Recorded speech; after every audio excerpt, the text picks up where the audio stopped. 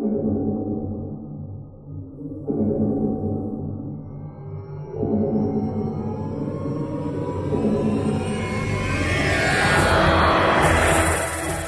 Who fans, and welcome to the Big Blue Box podcast. My name's Gary. My name's Adam. And welcome to episode 194. Have you ever thought what it's like to be wanderers in the fourth dimension?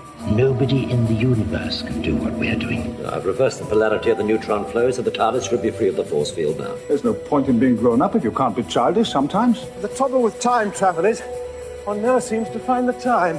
Change, my dear. It seems on a moment too soon. Unlimited rice pudding, etc., etc. I am the Doctor! Great men are forged in fire. It is the privilege of lesser men to light the flame. I'm the Doctor. This is Rose Tyler. She's my +1. Is that all right? That would be me. Hello. Surprise! Boo. Etc. I'm the Doctor. Do everything I tell you. Don't ask stupid questions. And don't wander off. How can you kid this? I don't like the colour.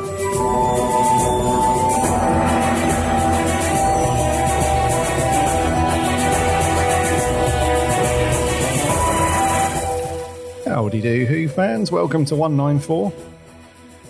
Hope you're all well and you've had a cracking week and that you've managed to do something Doctor Who related. Oh, yes. Maybe you've peeled yourself away from football. Maybe. It's England game tonight. Is it? As far as I know. Oh. Yep. Yeah, we're not footy fans, are we? We haven't got a clue. I haven't got a clue. Really. I'm speaking for both of us, but I haven't got a clue. I know what football looks like. Yeah, it's that round thing, isn't it? It's that square thing with the blocks. Yeah. I used to be into football many moons ago. Many moons ago when I was younger, sort of in high school. And for a little bit after that. But sort of got bored with it a little bit, really. Haven't really been into anything since. But I do watch the England World Cup games when they're on. Because they're a good laugh.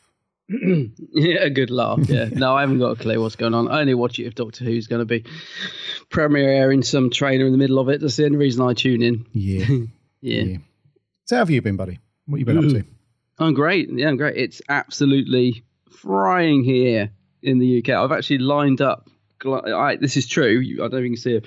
I've actually got 3 pint glasses of water next to me as we record today because I'm as dry as a bone over here. Yeah, absolutely frying, but it's gorgeous. It's gorgeous. I've had another cracking weekend. Yeah. Doctor Who related as well.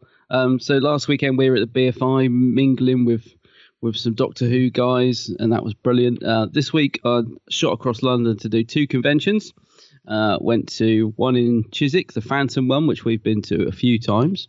I was only there really briefly, so I literally went in. I grabbed my free print that comes with the ticket price because I bought my tickets ages ago. But to be fair, they didn't really announce many guests that I was excited about, so I was a bit like, but I thought I'll go and get my print. Go and see what's happening. Grab a couple of badges because they've always got some cool Doctor Who badges. Get out of there. So I got there, and the only person I met, they had Philip Hinchcliffe was there, but I've met him before. He seemed to be having a good time. John Levine was there, but again, I've met him many a time, so I didn't bother with him. But I did meet Roger Murray Leach, who is a production designer on cool. Doctor Who, but he had some really nice Blake 7 prints of the Liberator, like the sort of blueprint of it that he was signing for charity. So I got one of them. Actually, sorry, my friend Will actually bought one for me, which was really nice of him. So I met Roger, got a quick pic with him. He said he loved my R2D2 phone case, which was cool. and then I was out of there and I shot across town to Westminster where Tom Baker was doing a signing. And most of the people that I was supposed to be meeting at Phantom, once Tom had been announced for Westminster, decided they were going to ditch Phantom and go to that event. So most of the people I was meeting were all at Westminster. Right. So getting there, I managed to get there in time for the photo shoot. I didn't intend to get Tom's auto because I knew his queue would be massive, and sure enough, it was. It was, they were doing virtual queuing, and it was just all day. The man was just signing. It was unbelievable. But got my photo shoot with Tom. Managed to get there exactly when I needed to get there, which was good. Usual thing where there's this ongoing thing, isn't there, with me about I've got a few photo shoots with Tom, and he's always been really nice when I've met him, but whenever they take that picture, they've just never caught him smiling, have they? It's become a bit of a running joke, isn't it? My last one with him, he looks really subdued, and yet like 2 seconds before he was beaming with laughter. So I've always said to you, like, I never managed to get a smiley pic with Tom. Well, it's finally happened. I finally got possibly I couldn't ask for a better picture, could I? I mean, you looks great. You can imagine, mate, because the picture's taken. At one point, he was looking at me rather than the camera when she was trying to take it. And I was like in my head thinking, please look round, Tom, please look round. I don't want you looking at it. And he did. And so I had no idea what the expression was going to be like. So I'm waiting for it to pop out of their little photo machine, because they give it to you straight away at that event. You know, they sort of literally print it off 2 seconds after you had it. So I'm waiting for it to come out thinking, what's it going to be like? And I was so relieved when I saw it. It's a really cracking picture. And then I did actually, because the queue had died down quite a bit because I was there so late, I did actually queue up to meet Tom and get his autograph and stuff, and had a nice little chat with him. A lot of people said he looked like he'd lost weight. He does. He definitely looks a bit. He did look a bit thinner. When I first saw him, I was sort of struck by his, the change in his appearance. One thing I would say though is he really seemed in good spirits. Like he did look a bit frail, but he actually wasn't at all. I mean, when he came out at the end of the day, he came outside, when he left, he walked out and he was with another guy and he was chatting, and a few people actually went up and got selfies with him and stuff. And he was in really great spirits, and the man had been signing all day. In fact, he signed longer than he was supposed to. I think he was supposed to leave at 4. And he was just so engaging with people as well. It didn't seem to be phased at all. So yeah, he's in very good spirits, is Mr. Baker. So that was good to see. The only other person I met that day was Louise Jameson, who played Leela, and I had a lovely little chat with her. We're talking about conventions actually, because we were sort of just saying, are you having a nice day? Are you enjoying it? She goes, yes, I'm enjoying this one. I don't always. And we were like, oh. So we had a nice little chat about that. She was just saying she prefers it. She likes it when it's a smaller convention and, it's not so busy and rushed and stuff. Okay, cool. And I made an absolute clanger because I said to her, because, you're trying to think of things to say once you actually get into a proper conversation, because there's, no one around something. I was just like, oh, yeah. I said, well, she said, I've met you before. I said, yes, you have. I was thinking, oh, she remembers me. I said, once seen, never forgotten. And I said, yes, I've seen you a few times. So I come to see you in a play, actually. And she's like, which one? And I just couldn't think. I was like, which one was it? Oh, no. I said, oh, it was the Frightened Lady. And she's like, no, wasn't it? I've never done that. I was like, oh, no. Oh, and she's like, was it the Mousetrap? I was like, yes, it was the Mousetrap. I said, she goes, oh, that was Rula Lenska that did the Frightened Lady. I was like, oh, yeah. I was like, completely mixing the two up. I'm like, oh, no. Could feel the I knew wanted the lever to just let myself drop through the floor. But she was lovely. I had a really good little chat with her. So it was good. And then inevitably, as soon as the convention's over, I could wait to get to the pub and just chill out, because it had been quite a stressful day, to be fair. Sort of I'd had massive train delays. I got to Chiswick really late and dashed across to Westminster, and it was so busy, the Tom event. It was just crazy, the amount of people in that little Westminster hall. So I was gasping to get out of the hall and into the pub, and just like we did at the BFI, very much the same group of people actually. We all went to the pub and got. We did get smashed actually, because I had a few drinks, talked about all our Doctor Who stuff that we'd got in the day, and yeah, just another cracking weekend. I said to someone there, I actually love the meetups as much, if not more, than the convention. Like I just couldn't wait to actually go and socialise with people. I wasn't, I just get out of the event and do that. So yeah, it was a really good day. So I was happy chap. That sounds awesome, mate. It was good. Another good one. Yeah. Yeah, no, there's 2 weekends on the road that have just absolutely smashed it, Yeah. I think it's quite quiet now, isn't it, until the big one? Till FCC. Yeah, well, this is it, isn't it? Because it's a bit like you sort of get home and then you're just like, oh, I've had such a good day. Mm-hmm. And then you're on a bit of a sort of, it's hard to come down from it. Like it took me ages to get to sleep. I was just sort of on a real high. And I kept thinking, when's the next one? Like, when am I next going to see those guys? Because it's not so, as I said, it's not so much as the events. It's just meeting up with the group of people, and I think the next one will be London Film Comic Con, which is the end of July, isn't it? So end of the month, yeah. I don't think there's anything in between that. I think so. Yeah, because you're going. I've bought my ticket for the Sunday. You're going Saturday and Sunday, aren't you? Yes. Yes, I'm hoping to join you on the Saturday. I'm just waiting for. It's just money, really. I thought I'd better get my ticket for the Sunday, so at least I know I'm there at least one day. But yeah, hopefully I'll be there too, same as you. Yeah. I need to book my photo sessions. Still, it's just I know. Yeah. Still after. I'm still. Yeah. I don't know why I'm holding back. It's you and I like this. We just but I'm the same, mate. Yeah. I know, but it's the prices. That's why I'm holding back. I keep looking at the people I really want, and they're like Eccleston and Capaldi, and I'm like, well, that's 160 quid right there for those two. I can't afford it. Yeah, it's too much. So every time I go to book my photos, I'm like, just holding off. And then I'm thinking, okay, there's a couple of cheaper ones like Ingrid Oliver. I really want, so that's a definite. So I'm the same as you, mate. I keep hovering over it thinking I'm going to book them, but it's just that as soon as I start to add them to the basket, you're looking at like 200 or 300 quid. Yes. It's for like you're getting 4 or 5 people for that. It's big bucks. It's yeah. Yep. So a lot of money in it. Yeah. And yeah, because I keep flitting between, do I want do I want one or two sort of, what's the term? Not more well known celebrities, but higher profile, I suppose. A-listers. I don't know how to describe it, but I keep flitting between, do I want sort of Capaldi and someone else, or do I want sort of and I hate sort of putting people in buckets, but do I want sort of the lower priced people? So I'm definitely I think I'm definitely going to get Noel Clarke and Ingrid Oliver. Yeah. Yes. But when I do that, I sort of put those in because they've changed the Classic Doctors photo shoot as well because McCoy's cancelled. Yeah, that's right. Yeah. So I think now they've changed it. It's now Colin Baker, Paul McGann, and David Bradley. Well, that's a pretty good shoot, actually. In front of the TARDIS, yeah. So that's quite tempting, but that's like 80 quid. Yeah. So if you do that and Capaldi, like you said, that's 150, 160 quid. And that's before you've set foot in a building. That's before you've bought anything at the stalls, bought lunch and all that lot. So yeah, lunch is probably about 20 quid just for a mouldy old hot dog. Half a hot dog. And half hot dog and a warm Coke. Yeah. So it's, it's not cheap to do. I mean, to be fair, some of the smaller conventions that we go to, like the Chiswick one and Westminster, they're not too bad. It's normally fairly reasonable. But the big ones, like the MCMs and London Film Comic Con, it's big monies. So, but we'll definitely be there. It will just depend on who we get photos with and so on.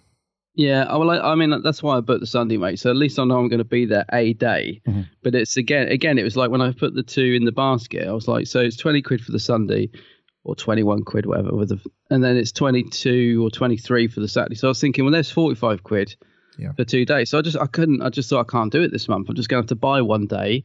And then next month, and try and afford the other day. It's just it adds up so quickly. Oh, it does. Yeah. But again, I'm so looking forward to it because that'll be the next big meet-up. Yeah. Other than that, I don't know about you. I've not really done anything. Sort of the only thing I've done really is sort of gush and drool over the season 12 Blu-ray sets that we got through finally from Amazon. It was quite annoying that there's a bunch of people that ordered from zoom.co.uk and they got theirs last week. Yeah, I know. Yeah. So I'm not sure what the delay was, but with Amazon, but I know that you found a problem which we thought was rectified on one of the discs. Yes, I'm really I've been trying to find out a bit more information about this, and what are they called now? It's not BBC Enterprise anymore, is it? It's not BBC Studios? Worldwide. BBC Studios are a bit quiet. So basically, just first of all, just like you said, the sets arrived. Mine arrived yesterday. I was quite surprised actually because Amazon could be a bit slow. But it's a beautiful set. So this is the Fourth Doctor season 12 Blu-ray. Absolutely, it totally worth the wait. I mean, it's beautiful, isn't it? It's just one of those things that when you take it out of the box, it's just really something nice to have in your collection. It all folds out, and this is the limited edition packaging. So I don't know what the standard one will be like. But sadly, it seems like, and this is the thing, I don't know if it's on every set or if it's just on a certain batch or whatever, because a lot of people have noticed that the sound on episode 1 of the Sontaran experiment it is faulty, the left channel is slightly out of sync and it's only playing through sort of like the back speaker sort of thing. So it gives a very tinny sound effect. Now, correct me if I'm wrong, mate, because you're quite technical. Isn't this exactly what happened with the blimmin' Day of the Doctor Blu-ray? Yep. I mean, it's history repeating itself again with the BBC. I don't know why it's so difficult to get these things right and not check them before they're actually. But the thing I'm confused about is because I thought they'd already picked up on this, and I thought that was the reason that it got delayed by a week or two recently, so they could rectify it. So it just makes you think. So does that mean is it a certain batch that have got this problem, or is it just that they didn't correct it and they've sent them out anyway? And if that is the case, are they going to, offer a replacement disc? So at the minute, we don't know because a lot of people have picked up on it, and a lot of people have emailed. There's an email address, which I'm afraid I don't have to hand, but you can easily find it. It's DVD. It's DVD inquiry line at bbc.com. That's it. So you can email them about it. And I don't think anyone's had a response yet because I keep sort of checking on this to see if anyone knows what the situation is.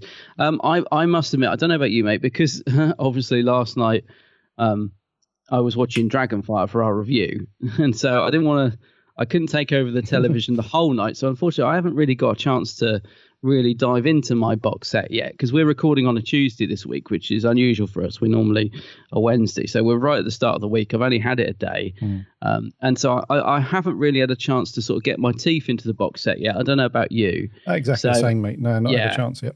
Yep. No, I know we've seen a few snippets of the extras at the BFI event and stuff, so I'm really looking forward to getting into it. But I haven't had a chance to even check mine yet.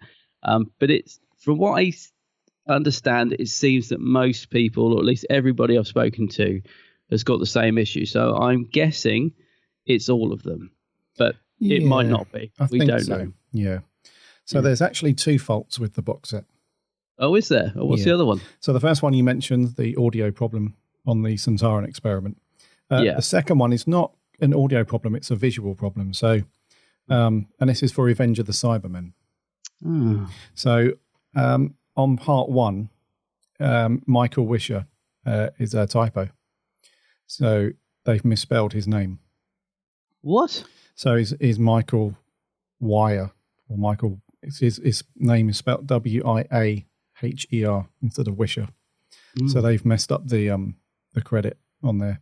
And also at the very end, the very sort of the penultimate shot doesn't transition properly into the final shot. So instead of this nice transition, there's like a frame problem where it sort of stutters.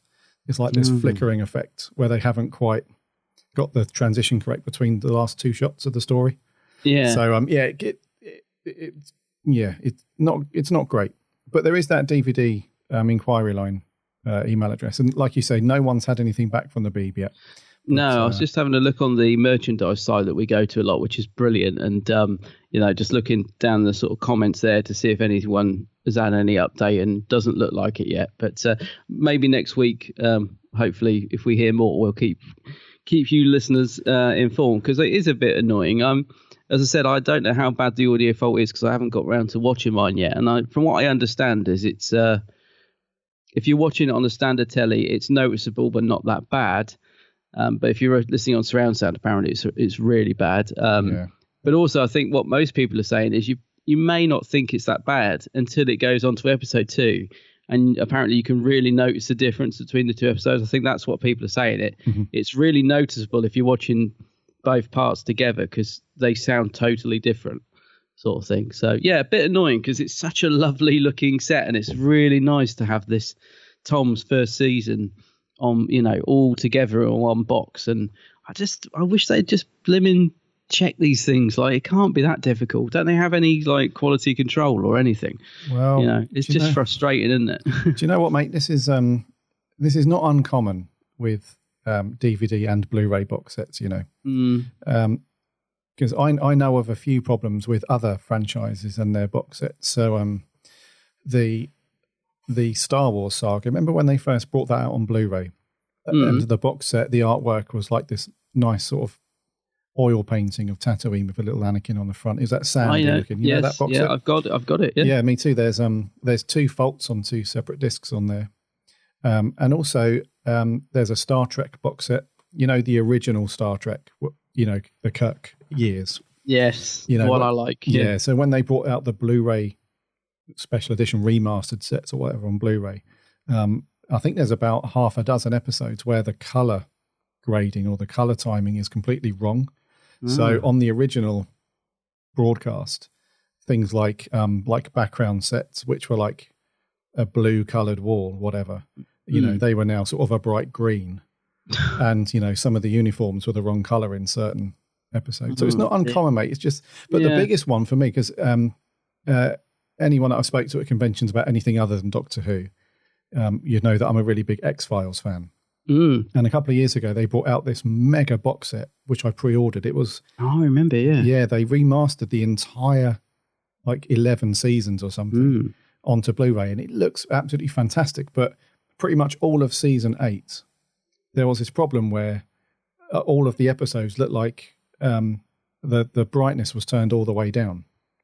Oh. So literally every episode, it looked like you were, somebody had turned the lights out in every scene. Yeah. But that seems, there's, like you said, where's the quality control? How do you not pick that checked? up? Yeah. But those guys were really good. I can't remember who I spoke to. It was like somebody in their office in London. It was like, I can't even remember who did it. 20th Century Fox or Paramount or somebody like that. Yeah. And there was an email like this one with the BBC. And within, I think it was about 10 days, I got through the post a whole stack of replacement discs, the fixed ones. Yeah, so that's cool. Yeah, so that was all good. So hopefully the Beeb will do that. They'll first of all acknowledge the fault because they haven't done that yet. And then they'll send out replacement discs. So fingers crossed. But if you need to, anyone else that's suffering with that problem, and we don't exactly know, we're 99% sure that it's affected all of them. But yeah, we heard somewhere along the line that they delayed it because they were fixing it. But that's what makes me think, is it all of them? Yeah. Because I thought that's why it was delayed. I mean, it just makes me wonder if they just thought, well, that batch is just get rid of that, or send that lot out. It's already done and we'll fix the future releases. But either way, it's a bit shoddy. But yeah, I mean, back in the days of the good old BBC shop, you had to, when they had the same issue with the Day of the Doctor DVD, you had to send them your disc and they'll send you one back. And, I know why they do that, so that people don't just send it for a free disc. But it is annoying because you've got to you've got to have your case with a disc missing in it for however many weeks until they send it to you. And it does annoy me that we have to go through all that. Yeah, but it's one of them things. It can't, I suppose we can't be helped, but it is a frustrating. Talking to the X-Files, and it comes back to what you were just talking about. I see they added David Duchovny, whatever his name is. Duchovny, yeah. Your mate. Yeah, Duchovny, David Duchovny. And I thought, to LFCC this is, and I thought, God, Gary will be pleased. And you were. I were. So you saw the price. I saw the price again, yeah. I think he's... I immediately messaged you saying, Gary, look, he's been added to London Film and Comic Con. And you were like, yes! And then you went, oh, no. He's like, what is he? He's 85? 85 quid. He's up there with Eccleston, isn't he? Yeah. I mean... I suppose he's quite a big US, yeah. Yeah, he's a big one, I suppose. And they tend to do this at LFCC, don't they? Where they'll line up guests sort of literally weeks before the event. Yeah. These sort of big US Hollywood stars, I suppose. I was really excited because outside of Doctor Who, the X-Files is probably my favourite sort of sci-fi TV thing, I suppose. Yeah. So I was really excited, but I don't know. It's weighing up the cost of, getting a photo with something. Are you tempted? Yeah, it's weighing up it's weighing up getting somebody big, as a one-off, and then not having anybody else, or getting sort of, 3 or 4 other people who would add up to the same. I don't know. Yeah, I'm with you. I know what you mean. But anyway, the Blu-ray box set, DVD inquiry line at bbc.com is the email address you need. Other than that, it's a beautiful set, as we've said a few times now. It's to have it in hand as well. And just the design is not the actual visual, but, the little Velcro thing that folds out, and then you've got the little booklet inside there. It's a beautiful set. Really nice. It is, yeah. You open it, it's like the TARDIS. Yeah. TARDIS that you open up, and then inside you've got the console and a lovely booklet. And it's a beautiful thing to own. It really is, yeah. Anyways, I guess we should We're quite light on news, but shall we do it? Shall we land it? Shall we land it?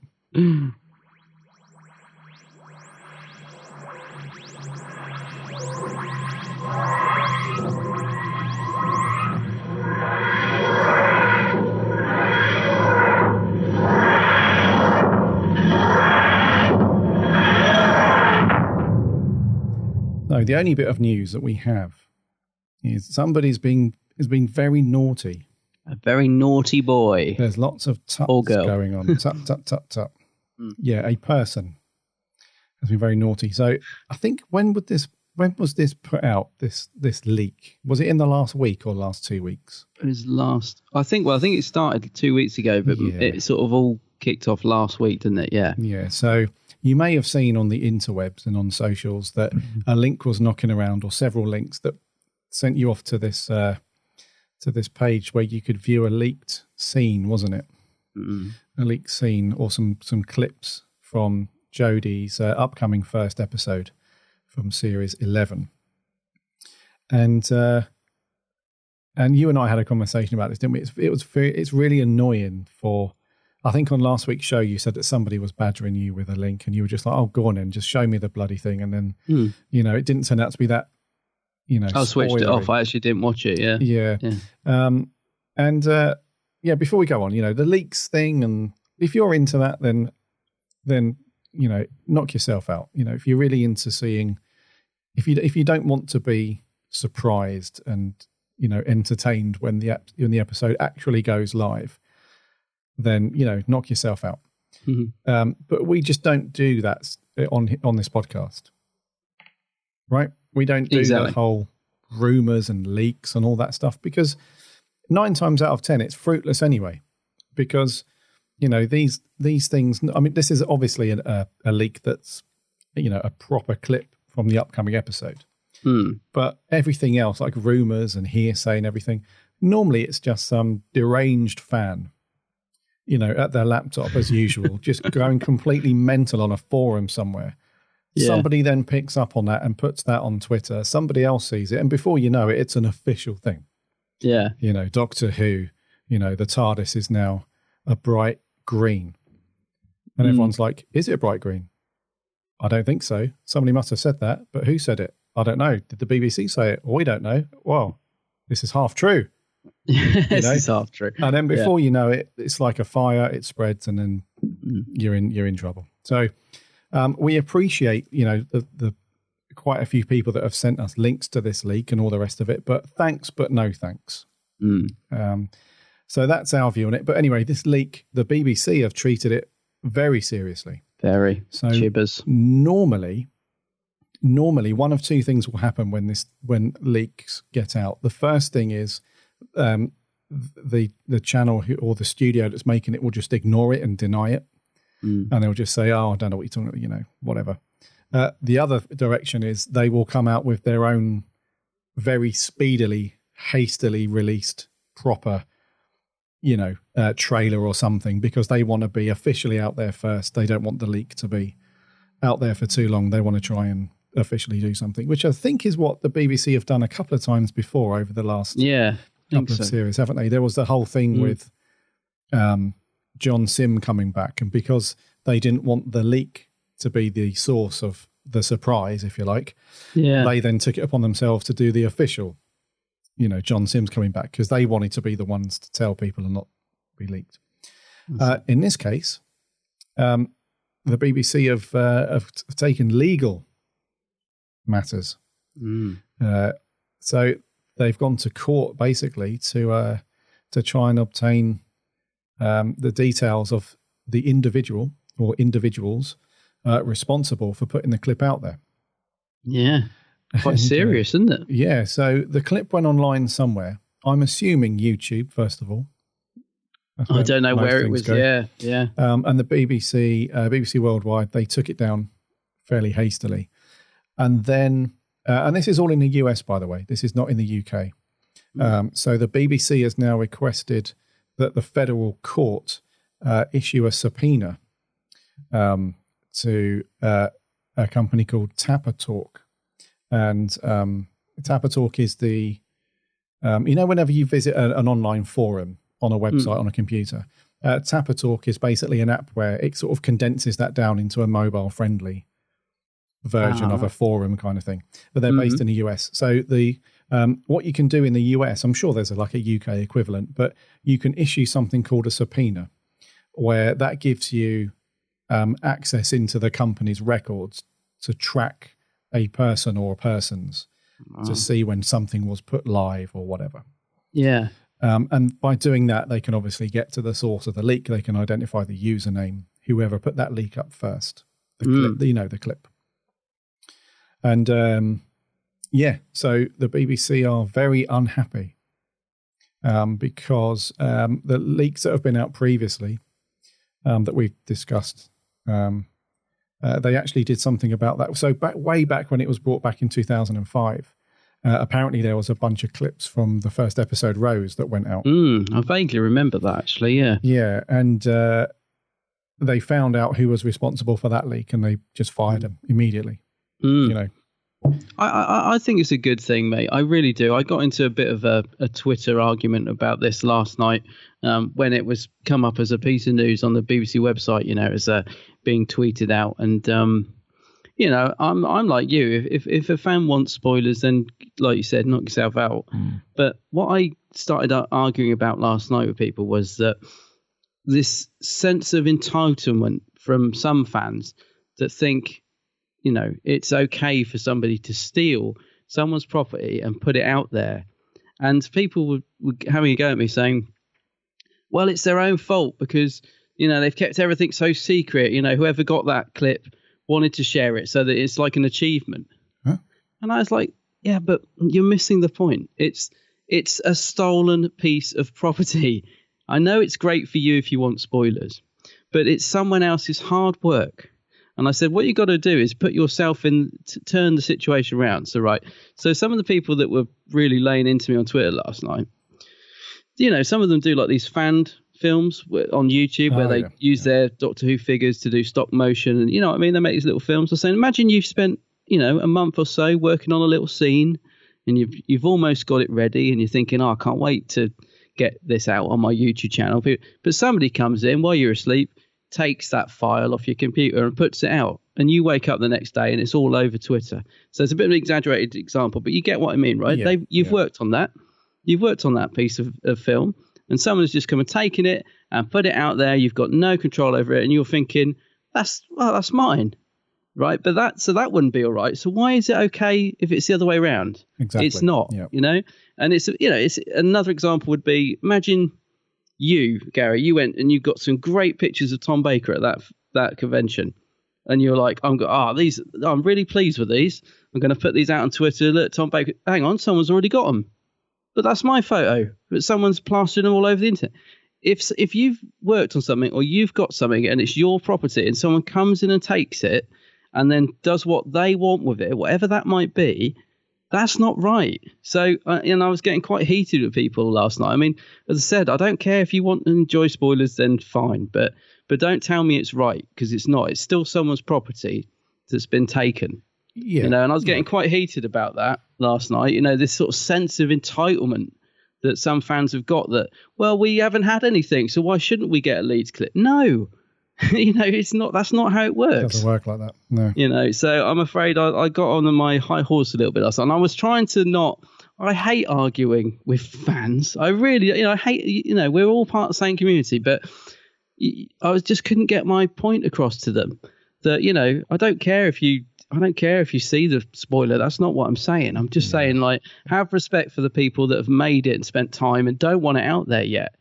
It's a respect thing, It is, mate. And it's unfortunately it seems to be a portion of fandom who are you absolutely nailed it, where there seems to be a portion of fandom that that they feel like they're entitled. They feel like they own the program. Yeah. And it's not just Doctor Who. I mean, I speak to a lot of people within the Star Wars fandom community, and Star Wars is just as bad, if not worse, because it's that same feeling of entitlement and I don't want to go too far off track, but with The Last Jedi, that's really divided fandom in Star Wars. Yeah. And you have a bunch of people who say, I didn't like it for this reason, and that's fine. But then you have another group of fans, and they say, well, I don't like it because they didn't make the film that I wanted them to make. Exactly. It's like, it doesn't work. It's the same with Doctor Who, it's, regardless of how you feel about the BBC and how Chris Chibnall runs things now, because we've mentioned a few times that everything's on lockdown and they're being very secretive with clips and even simple things like promotional pictures. They've only ever released, 2? Yeah, I mean, it is frustrating. I get that. I said to you the other day, God, it's like the Capaldi thing all over again.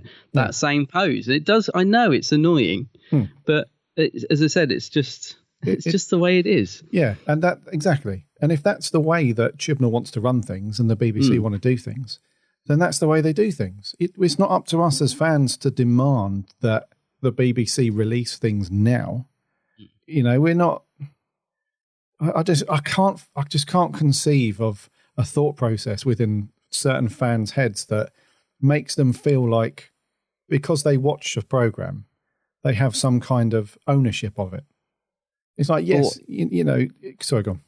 No, I was going to say, ownership of it. But fair enough. I mean, fair enough if you're like, you're really excited to go out, but it's ownership of something that actually isn't supposed to be there. It's not supposed to be released. It's like if there was a trailer that had been released in the US and we just couldn't get it over here, it's blocked from YouTube. Fair enough, kick up a stink. Come on, with the with the UK fans, where's our trailer? That's okay. It's out there, but not something that is an unfinished clip that is still being worked on that isn't supposed to be seen. And to say that, well, I've got every right to see it because they're being so secretive. No, you haven't. And as I said, the only way I can get my point across is just reverse the roles. Just put yourself in the position that was your property that someone had taken and blasted across the web, and then tell me that you feel the same, because I don't think you would. No, and I think this is why I'm glad that they're doing, because a lot of people on Twitter last night were saying it's a complete overreaction and it's just a TV show and the BBC are going over the top and it hasn't done anyone any harm. It wasn't that spoilery, all these excuses. But I don't agree with any of that. I think it's good they're doing it because I think might make the next person think twice. Yeah, absolutely. They might think, "Oh, blimey, I know, I'm not risking war." No, I don't think, because I think I just hope it hammers home the message that you can't take someone's work and do what you want with it. No, it's good old-fashioned sort of piracy, I suppose. It is. It's and there's a massive conversation around there, but essentially, it's you're knowingly putting something out there that's A, not yours, like you said, and B, is not an official release of any kind. So it sucks really. I mean, I'll get off my soapbox now because I don't want to go on and on, but that's how I feel, and I think I think Chris Chibnall, we all heard that he was going to be very tight on keeping spoilers off the internet, and he really is. It does seem he's really trying to do that. So. And that's the way he wants to do it. So I personally respect that. I have to respect it. It might not be my personal taste, for example. I might want some spoilers. I don't, but let's say I do. But I respect that that's what Chris Chibnall wants. So. Yeah. And it's only a good thing because we were drip fed so many things in the run up to Series 10. We pretty much, Series 8, 9 and 10. We were given so much in the run-up to those series that we pretty much knew everything that was coming. Yeah, we could pretty much put the story together by the photos released, Yeah, so it's nice to be... It's going to be really cool to sit down and watch Series 11, Jodie's first episode, and be like, surprised and, and sit there and think, this is all new and fresh. In a certain way, I don't want to have everything given to me beforehand. I want to be surprised and wowed and all that. And I stuff. wouldn't be surprised if most of the fans that were moaning about the fact we got too much spoilers from last year are the same fans that are moaning we haven't got enough from this year. I know, mate. I know. So anyway, yes, sorry to go on, but that's it just did annoy me a little bit. But I think this is good. I'm glad they're going to these lengths, and I hope they find them and make an example of them. Yes, yeah. So we'll let you guys know how that goes. If and when you see me and Gary being hurled into a police cart next week because it was us, no, as if we would. Yeah, this is the biggest cover-up you've seen. Yeah. But yeah, so in a nutshell, BBC are in the US are applying for a subpoena to try and find out who was responsible and give them a jolly good smack bottom. Punish accordingly. So that's all we've got for news. Yeah. We got one bit of merch show, so let's bring in our metal friend and see what we've got. Okay. Merch corner. Merch corner. Merch corner. I don't know whether to be impressed or disgusted. It's a bit rubbish, but it's pretty. It's very pretty. Talking of the 13th Doctor, Jodie, she's going to be getting her very own comic book run, which is going to start in, well, this the comic that we're going to discuss now is out in September, and it's one of those issue 0 comics where if you've ever bought a run of comics before or you subscribe to comics, normally sometimes should I say, when they release a brand new run of something, they will sometimes do this issue or volume 0 where it's like a precursor to the main story that's going to start with volume 1 or issue 1, which is quite cool. And Titan are doing this with the upcoming 13th Doctor comic run titled The Many Lives of Doctor Who. And it's a special, like we said, a volume 0 edition. And it will essentially go through all of the previous incarnations in a kind of intertwined multi-Doctor story that will lead up to volume 1 and Jodie's character taking over.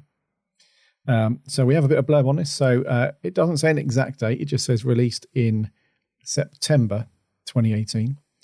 The 13th Doctor Volume 0 features a stellar cast of comic creators, including Richard Dinnick, Mariano Laclustra, Georgia Sposito, Andrea Florine, and Brian Williamson. I think a couple of these people are at Comic-Con this year.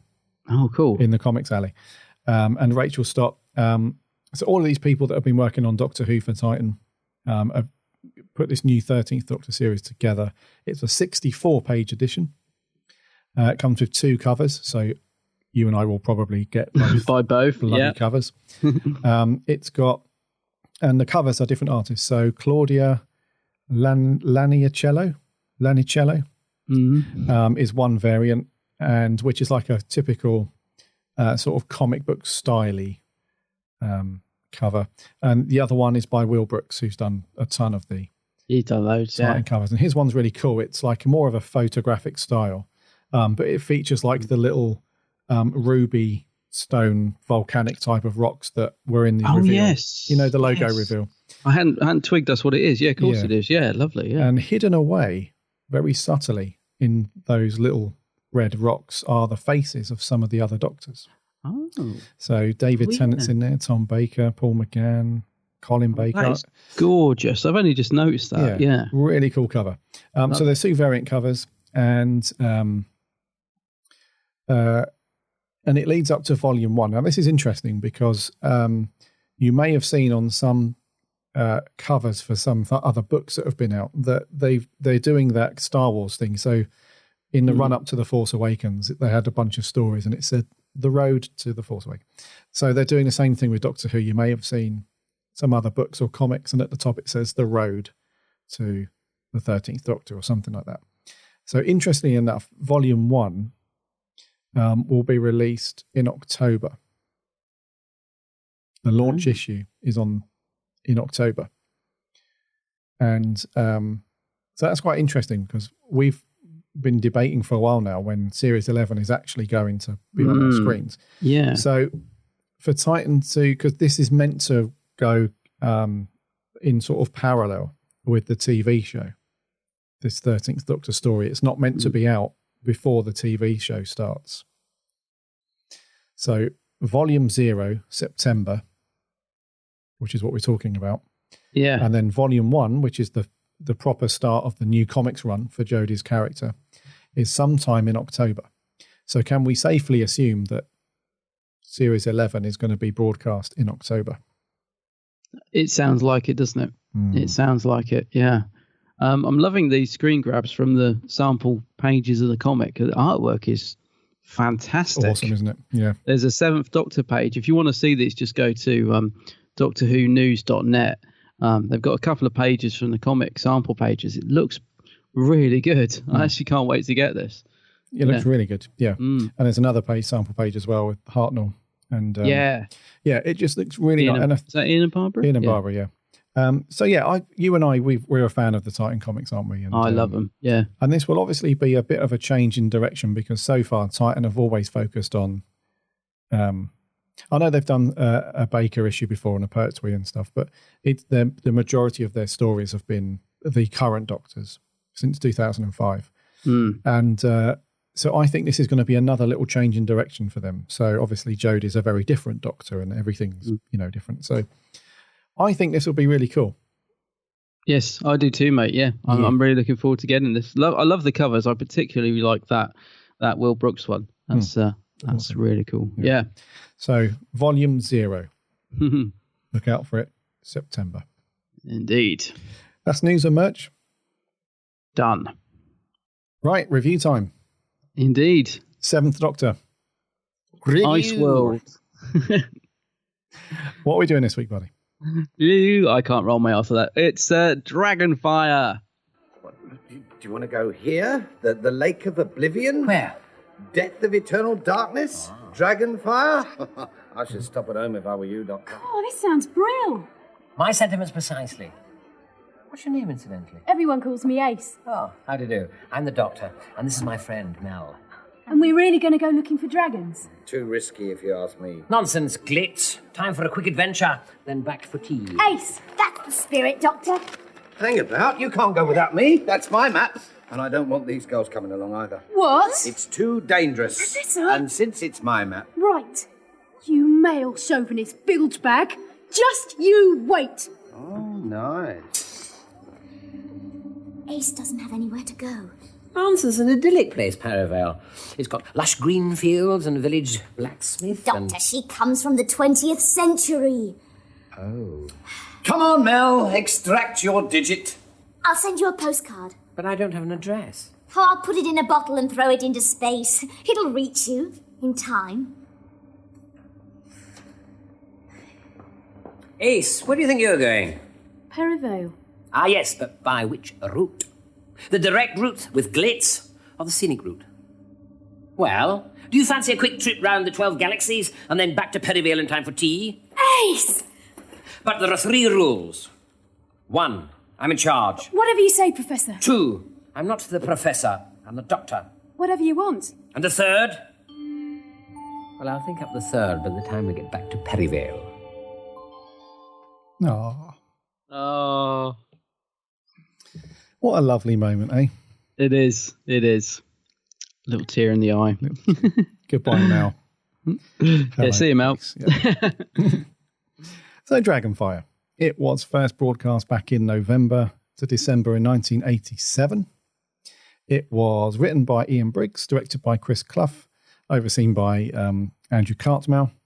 And it's the 7th Doctor, so Sylvester McCoy, with both Mel and Ace, Bonnie Langford and Sophie Aldred.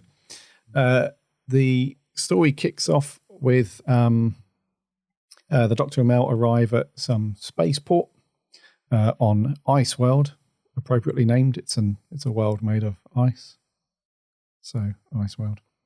And they meet up with their old pal Glitz, and it turns out he's been up to his old shady dealings again. He's landed himself in a bit of trouble, but he did manage to find this treasure map in one of his card games, and apparently it leads down into the lower levels, the caves in Ice World, where there are several sort of nice, wondrous places apparently, but also something, this treasure, which turns out to be this kind of energy source within the alien or the dragon's head, whichever you want to call it. Alongside this, the actual base that they're on is this, turns out to be this huge spaceship that was put there. So the baddie of the story, he was exiled from his home planet and put onto this ice world.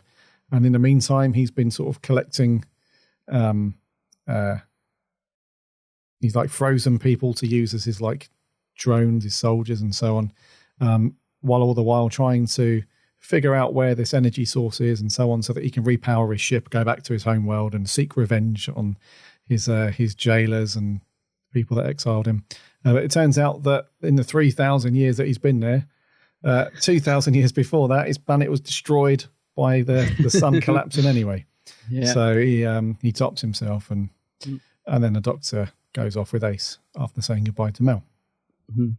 So roughly, that's it. Yep. So the last story of Series 24 and the 150th story of Who. Is this a fitting one? Is this a decent one for you, buddy? A little three-parter? Well, I think it's good that it is 3 parts. I think if it had been 4, I think it would have suffered badly. It's not one of my favourite McCoys, I'm afraid. I find it watchable. There are certain bits in it I really like. I think the last 5 minutes are fantastic. It's a beautiful little end scene. But leading up to that, it's very hit and miss for me, this story. I mean, I love the McCoy era. I think all our listeners know that. Mm-hmm. But it's an odd one, this, because tonally it's all over the place. It's quite a sinister story. I think the actual storyline's pretty good.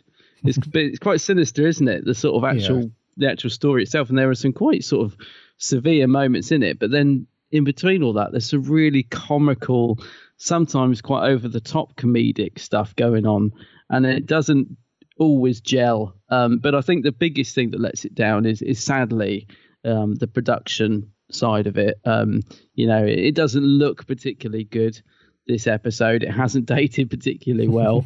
And also surprisingly, the direction really doesn't help it, because Chris Clough, good director, but I don't know, he says this himself on the making of, he obviously just sort of took his eye off the ball at certain moments. So the dreadful cliffhanger to episode 1, where the Doctor is literally hanging off a cliff for no apparent reason, is something that should have been sorted out. Again, it comes down, I'm almost certain, to that old Enemy time. They were probably really rushed when they were filming it, probably didn't think anything of it, just did what was on the page. And then when they're editing it together, they suddenly think, well, hang on, we didn't really... Because I think what's supposed to have happened is the Doctor's supposed to have realised that he can't get any further on that ledge. It's sort of a dead end. So the only option is to go down the cliff to the next ledge. I think that's what's supposed to be going on. So, but that does not translate on screen at all. I'm not putting it totally at Chris Clough's feet, because I'm sure there's lots of reasons for the fact it doesn't translate on screen. But moments like that just let the story down massively. But it's watchable. I don't dislike it by any means. And there are some great positives to this story, which I shall enjoy talking about as we go through the review. So it's it's a bit hit and miss, but perfectly watchable, I think, is my overall view on it. But yeah, it's okay. It's just not it's never going to be one of my favorite McCoys, but there are bits about it that I really, really like. So yeah. What about you, mate? Yeah, I don't mind it. No, I don't mind it. It's okay. It's an interesting series for Doctor Who, Series 24. It is, yeah, because it's McCoy's first, and there are only 4 stories in this series. So, and it's McCoy's first one, and it's a bit of a. It's like the warm up for me before we get to see McCoy at his best. Yes, that's a good way of putting it. Yeah, because there was a bit of sort of a transition happening at Doctor Who at the time, because Time and the Rani was McCoy's first story, and before that there was a bit of bad blood, wasn't there? Because Colin Baker had been thrown out, pretty much. They'd picked him up by his scruff and, out the door. He sort of landed on the doors and exploded onto them and rolled out into the alleyway, and there was some cat sort of licking his finger as he's laying unconscious in the alleyway. So he was treated really badly. He was treated badly, he really was. And then it was a case of, well, what's going on with Doctor Who? And instead of just cancelling it, because the director of the show, whatever his name was. I can't remember the guys. I should remember. I can never remember his name. Who hated Doctor Who, one of the BBC directors. Michael Grade. Michael Grade, that's it. You would have thought that him and whoever else was in charge would have just, if they were that unhappy about it, just cancel it. But, John Nathan Turner was, had some big ideas apparently. And so they let it run, and then McCoy comes on board, and there's kind of this up in the air feeling because you have the previous Doctor, Colin Baker, which, let's be realistic here, wasn't everybody's favourite Doctor. No. BBC people and fans alike. So you've got this thing where it's like, what are we doing with the Doctor? Who is he? What's going on? So you've got Andrew Cartmel, who obviously comes on board at the same time as McCoy, and they're like, so, and this is when we interviewed Andrew Cartmel. If you guys want to know some more sort of in-depth details about what we're talking about, go onto our website and search for our interview with Andrew Cartmel. It goes into a lot of this stuff. But essentially, Cartmel had a plan in his head for what he wanted the show to be and what he wanted the Doctor as a character to be. And it's referred to as the Cartmel plan, isn't it? The master plan. Cartmel master plan, yeah. And McCoy also had his feelings on his Doctor as well. He wanted to bring back that darker side and that more mysterious, because he is an alien at the end of the day, and he wanted to bring back that, if he's an alien, let's treat him as an alien. He's meant to, we're not meant to know everything about him, and he's not meant to be so human all the time. So let's have that more manipulative, darker side alongside this mysterious stuff. But the thing is with Series 24 is they don't quite get that in motion just yet, because it feels like a lot of the production people and, they were kind of like, well, let's just play it safe for this first one. Let's not make too many big changes to the Doctor's character. And so because of the sort of person that McCoy is and his previous acting jobs, they went down this more sort of comedic, light-hearted, almost kind of Butlin's stage show kind of feel with a lot of the stories. I think the only one that we don't really see that as much is potentially Paradise Towers, because that has quite a dark undertone and quite a sinister story. So that's quite dark. But I mean, I can't even remember which episode it was, but when you and I reviewed Delta and the Bannerman, there was one bit where you and I just fall about laughing for about 15 minutes altogether. I think there's a few bits in that, but yeah. Yeah. So, and it's the same, it's got the same feeling with this one and for most of Series 24, with the exception of a few bits in Paradise Towers where, we're not seeing McCoy at his best yet. And that's why somebody asked me when we was at the Genesis screening, it's like, what can I do to get into McCoy? What is it that made you turn it? Because I've got a checkered history with McCoy. Yeah, because I was going to say, I bet if you were watching this when you weren't into McCoy, because it took you a while, I can imagine you watching this just thinking, oh, this is awful. Yeah. I can imagine you not digging this story at all to begin with. Absolutely, mate. Yeah, I would have been like, crikey, I just can't do this. But yeah. And I said, I think it was our new friend, Phil, that we met. Paul. Paul. Paul, sorry. Yeah. I think it was him. He said, I'm having the same thing. I just can't get into McCoy and I can't get into it. So I remember saying to him, look, you've just got to persevere. But one thing I will say is don't go in with Series 24, because that's kind of McCoy and Cartmel trying to do something new and fresh, but they haven't really got haven't figured it out. Yeah, the script and the stories are too comical and light-hearted, so it does have that sort of Butlin's feel to it, like you're going, to see a stage show or something. Yeah. So kick off with Series 25. Go in with the big one. Go in with Remembrance at the start of Series 25. And that's how I genuinely feel whenever I watch any of McCoy's Series 24 stories. I feel like, yeah, he's good. And don't get me wrong, I've come a long way. I absolutely love McCoy's era now. He's one of my favourite Doctors. I love it. But I do feel that in Series 24, especially Dragonfire, I feel like they could have had a stronger series close than Dragonfire. And we could have possibly seen a little bit more of an inkling of the Doctor's darker side towards, you know, the last part of this story. So it kind of leads you in, because in Remembrance, we do start to see that little side of him, don't we? That darker side coming out. Oh, yeah. Yeah. Absolutely. So I don't mind it. It's okay. It just doesn't feel like McCoy is doing the business yet. Yeah, I'm with you. You can see things starting to click into motion in this, can't you? Like in terms of the Can't My Mouse plan, like bringing in Ace as the new companion. Yeah. I love the fact that they sort of tested out two possible companions, because John Nathan Turner was thinking he might have used Ray from Delta the Bannermen. So he said, let's write these two stories where we, you know, could use either of them. And either Ray or Ace will go on to be the companion, but let's see which works best. And I like that. I think that's really cool. So, you know, all the way through, he's thinking one of these is going to be the new companion. And I mean, considering that Sophie it's a bit reminded me of Pearl Mackie. Sophie had never been in front of a TV camera before, I think she says on the making of. So the first scene she did was when Kane's offering her the coin, and she looks terrified. And she said, because she actually looked up and saw her face on all the monitors and was terrified, thinking, oh, this is big, you know.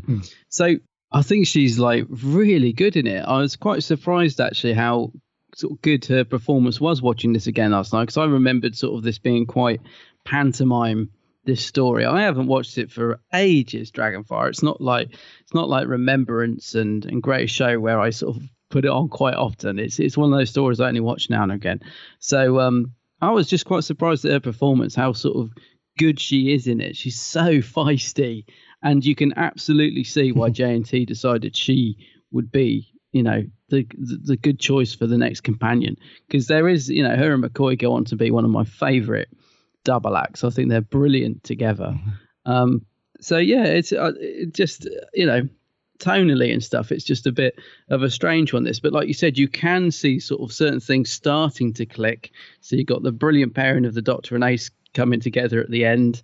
McCoy's actually, he's not there yet, but you can see he's starting to really slip into the Doctor's shoes nicely. That little clip you played, the end bit where he's like, I'm the Doctor, you know, where he's going off, he's absolutely superb in that end scene. And he does this speech, doesn't he, about crazy pavings and his, you know, I wish I could live a life straight on, you know, going through time on a straight path and not all over the place. And he's really starting to click as the Doctor. Like you say, he's not there yet, but he's really getting there, I think, by this point. So It's an interesting story. It's as I said, it's all over the place, really.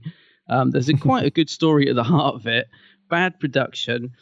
One of the things I really like in it is Tony Selby as Glitz. I think him and McCoy are really good fun together. In fact, also Glitz and Ace are really funny together as well. The way that she, you know, the stuff that Ace gets out with, like build bag and all this sort of thing. It's I don't know, that I think is really good fun. And it doesn't quite go over the top like some of the other moments in it, but it's a funny one. It's got some great moments. It's sort of leading on to a great next series, but yeah, you kind of feel like they've got all the sort of components there. They've kind of thrown them up in the air, and certain bits have landed and certain bits haven't yet, you know.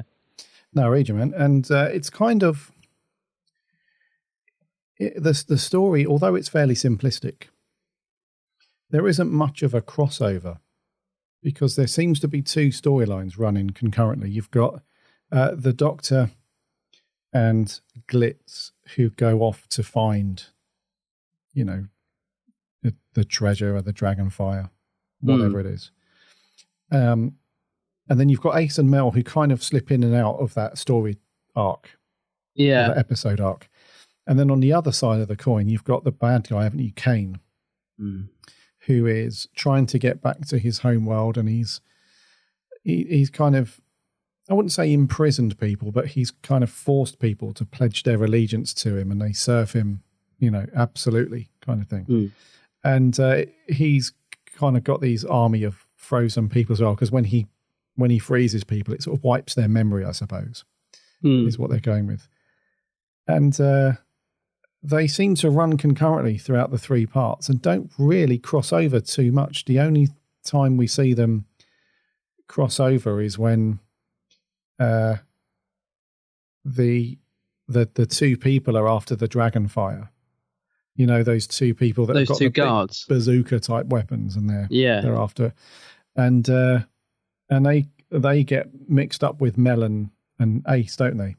And that's about it, really. The two storylines, because normally in Who, in classic Who especially, those storylines sort of intertwine throughout the entire thing. Yeah. You know, and people are going, you know, interacting with each other. But it seems not strange, but it would have been nice to have the Doctor interacting a lot more with the bad guy in the story. Yeah, because he literally only meets him at the end before the bad guy, for want of a better word, has a meltdown. But the Doctor, I don't think he even saves the people that are frozen, does he? Or at least we don't see it on screen. That it doesn't really sort of tie in, and none of that stuff gets tied up, does it? I don't think so. It doesn't. No. Well, I mean, I'm sure, like off screen or whatever, we're to assume the Doctor helps him. I don't know, but yeah, kind of like he meets the bad guy, Kane melts, and then we have the little leaving scene at the end. It does. Yeah, the two storylines don't sort of satisfactorily get entwined together. I see what you mean. Yeah, it's weird, isn't it? Because normally, you know, I'm not saying it has to be this way, but normally with classic Who, you have the Doctor against the monster. The Doctor against the villain. Yeah, and but we don't have any of that really. It's quite strange. Like you said, the Doctor, they only meet right at the very end of the whole story. And it's really brief, isn't it? Very brief, yeah. Mm-hmm. So I found that kind of weird. I'd like to have seen more to-in and throw-in. You know, Kane, you know, reinforcing his what he wants to do, his evil plan, even if it's cheesy James Bond villain style thing. And then the Doctor coming back with his quips and his one-liners and his, you know. Yeah, because there's a lot of wandering around. There's an awful lot of wandering around with the Doctor and Glitz, and then, like you said, Mel and Ace, just sort of going through the ice caverns or whatever they're meant to be. But yeah, you're right. They definitely could have built that up, actually. Oh, yeah, that's true. Yeah, some of these story elements are not too bad, I suppose. I mean, you have the Doctor and Glitz off on a treasure hunt. Which is quite a fun idea, yeah. Yeah, that's quite cool. And then you have Mel and Ace, who are kind of stuck together because they've been told, you know, that they're not allowed on the boys only trip. Yeah. So they sort of rebel a little bit against that and stuff. And even those guys, there's a lot of running around and wandering and a bit of screaming. And a little bit from Mel, yeah. What did you think of the cantina scene? Because you got to think of Star Wars, haven't you? And you see stuff like that. So they go in the canteen and it's full of every sort of mask and outfit from the BBC.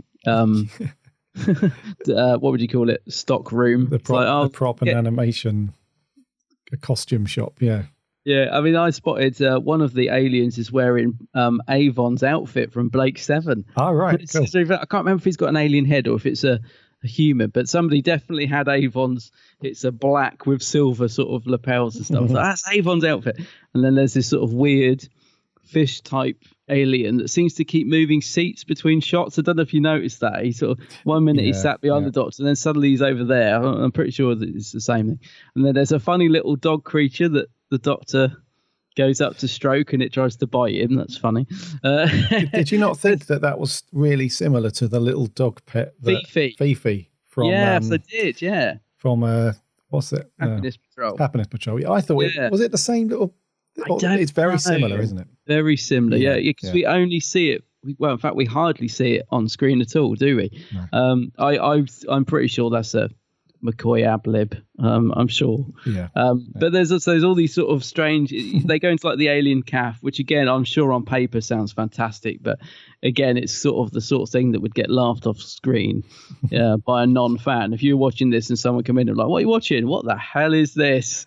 You know, it looks very cheap. I kind of like it though, but and I love it when Ace pours the milkshake over the miserable old bar. Person, the guy who's sort of bossing her around, because I guess we've all wanted to do that to our boss at some point, or a boss, I should say. So that's quite funny when she sort of she tips it over that silly woman as well, doesn't she? Ace is so feisty in this. I love it. Yeah. She tips the milkshake over that woman with the kid as well, doesn't she? For having a go at her. Yeah, you can absolutely tell that they wanted her to hit the ground running with the. Oh, and she does. The very rebellious. young and just rebellious nature, I suppose. Yeah. She launches the milkshake over the complaining woman. I love that. I suppose because I work in a bar and stuff, I can relate to that. But I like cases of sort of quite a rounded character from the word go. I think in this we totally get her personality straight away, don't we? Which I think I like. I instantly warm towards Ace. She's a little bit of a stroppy teenager in this one, but not in a sort of annoying Rose type way. I think she's because there is comparisons, isn't there, between Ace and Rose. A lot of time people said, "Oh, like Rose was the modern Ace." Well, I can see that to a certain extent, actually. Yeah. But I like all those things. I just thought of you with the canteen. I thought, did they do that in another one? The sort of Star Wars canteen thing. I think they've done a few times, haven't they? Yeah. Did it in a Matt Smith one, didn't they? Where they had like the fish purse in the background and all that. And, They also did it at the end of Time Part 2, where Tennant goes to see Captain Jack. That's it. That's the one I was trying to think of. Alonzo. Alonzo, Yes, that's the one I was trying to think of. Yeah. This one doesn't look amazing, but you can see what they were trying to. You can see where they were going with it. Yeah.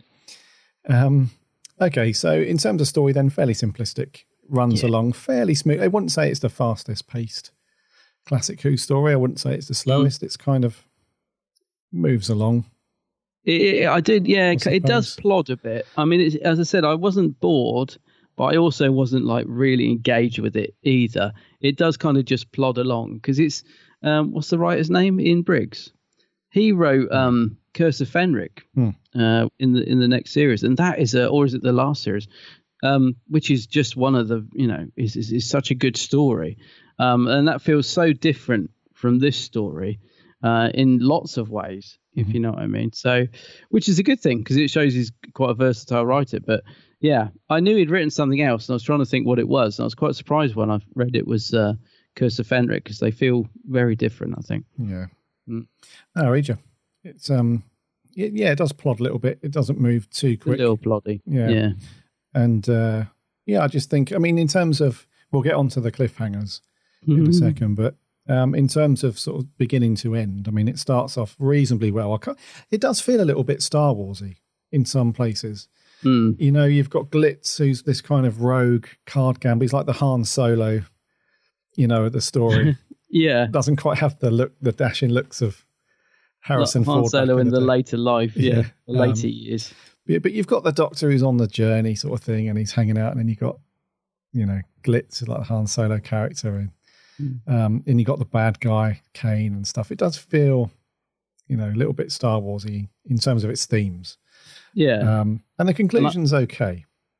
I do think it would suffer if it didn't have Glitz in it. I mean, for me, he really brings something else to the story. Yeah. It makes it a lot more fun to watch. I mean, if he wasn't in it and they were just plodding around those ice caverns and, running away from things, he does bring something to the story, which I think it desperately needs. Yes. So, because he's actually from, it's only his second appearance, isn't it? So he was in the Colin Baker story, which the name escapes me because I never really watch any of Colin's stuff, if I'm honest. But he was with someone else in that who I think was called Dibber.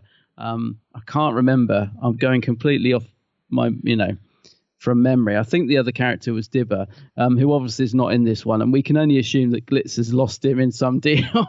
But I think he totally works. I can believe that he's ended up where he is on this planet, in loads of debt and stuff. It's absolutely where I can imagine the character ended up. So it's nice that they've brought him back, into the show. And I think he does work really well in this story. He certainly brings a lot of fun to it. I'm just going to see if I'm right, if it was Dibber. I'm sure it was Glitz and Dibber. Anyway, yeah. Yeah, so I think he must have been in one of the Trial of a Time Lord stories. It is. It's a Mysterious Planet. That's it, Mysterious Planet, yeah. And it's I mean, it would be a less entertaining story without him, because he does bring definitely. a bit of comedy now and then. He's one of those likable characters, isn't he? Where he's not. You can tell that his motives are not positive. All he's interested in is money and making money and scamming people, and he's one of those type of people. But he's very likable because at his heart, you can tell that he's kind of got a soft spot for the Doctor. Yeah. You know, he likes the Doctor and he helps him out a few times in this one, like the cliffhanger scene. So he does bring a certain element of entertainment to the story. Oh, definitely, yeah. I think Tony Selby is a great choice for the character. He's absolutely spot on as that sort of likable, but he's a bit of a rogue, sort of character. Mm.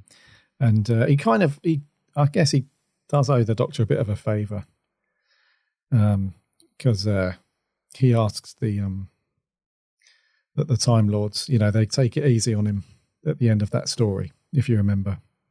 Oh, yes. Yeah. So he does kind of owe the Doctor a bit of a favour, I suppose. Mm. We haven't done Trial of a Time Lord yet. We're still not sure what to do with it, but God. Yeah, we have no idea how we're going to do that one. But yes, and then just to finish off story and stuff, I like it's not really a twist, but I like the fact that the dragon is actually the monster that is jailing Kane, if you like. He's there, as like his jailer, if you like.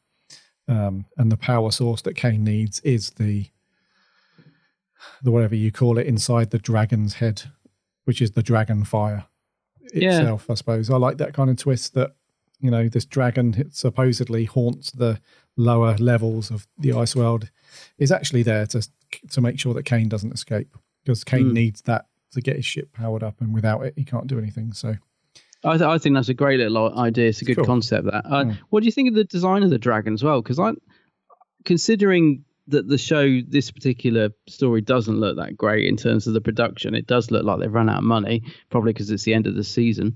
But I think the dragon design for the time actually is pretty nice. Actually, I quite like it, especially when its head opens up and it's got the crystal in it, and considering how the rest of the show looks, I think the dragon itself is quite nicely designed, actually.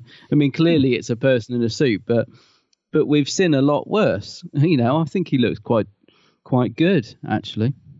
What did you think? Do you like the look of the dragon, or did you laugh when because it is one of those things, I think, when he walks in on screen, some people now would probably laugh it off screen saying, oh, what's that? But I thought he looked quite cool. I think when you first see it, that very first scene where he's just there, the big dragon head and the lasers come out of its eyes, whatever. I think then when I first watched it, I was like, what's that? But then when you see from the back and the overall design and everything, I think it does, for its time, I think it's pretty cool. I mean, it's very clumsy. The actor inside it couldn't run at all. Very clumsy, yeah. And the head, even though it was made of probably, I don't know, polystyrene, something very light, it was still very clunky and wobbles a lot, and you can't move very quick at all. But I think the design down the costume's back, it felt like spine. The alien from. I was just going to say it's very alien-like. The film Alien. The spine, yeah. So the film Alien, yeah. Yeah, so you can tell it's used like sort of other sci-fi as an inspiration, which is good because good sci-fi borrows from other good sci-fi. So. Exactly. Good. Yeah. I think I made a note that it looks good when it's not shown fully, because I think this is a common problem with Doctor Who. When he comes out into the bright light, the costume really shows. But I think when he's kept in the darker parts of the sort of set, I think he looks good. I think, but it's just unfortunately, it comes out into the big bright ice cavern, and it's like, oh dear. Yeah. But that's not too bad for the time, I thought. Yeah, not too bad. Okay, let's talk about some characters. So a decent supporting cast in terms of numbers in this one. We'll come on to Kane and Glitz in a moment, but we do have... So the opening scene did feature a chap, and I'm sure I've seen him before.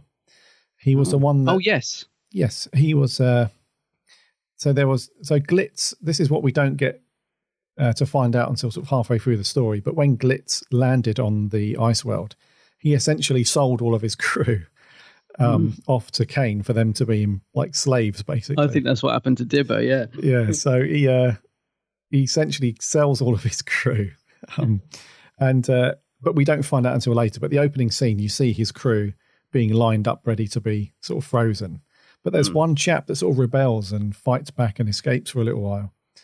And he was really good. And I can't, for the life of me, remember his name, but I've seen him in some other things. I'm certain of it.